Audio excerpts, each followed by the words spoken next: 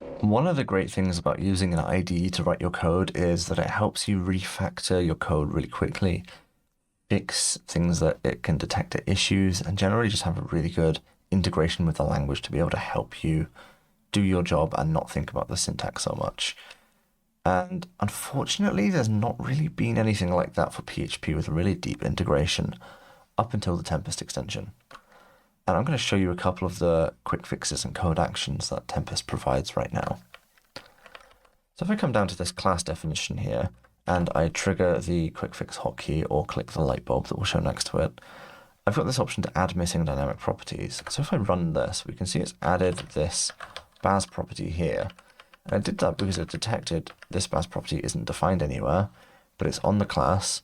It's even went and detected all the possible values that it could be, so it could try and type into it for us. Here we've got the old array syntax, but if I use this quick fix to convert the long array syntax to the short one, it will do that for me. Here I've got a couple of strings concatenated to one another.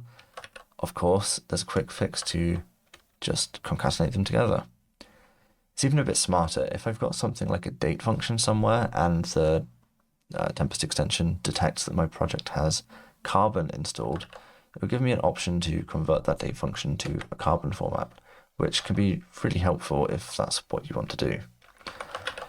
There's things as well like making sure that your requires and includes use the current directory, can refactor really weird assignments using like the old logical AND separator.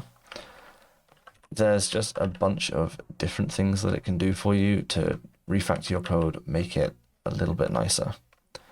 And yeah, there's a lot of these already. There's going to be a lot more coming soon as well. Hopefully, it just makes your life a bit easier.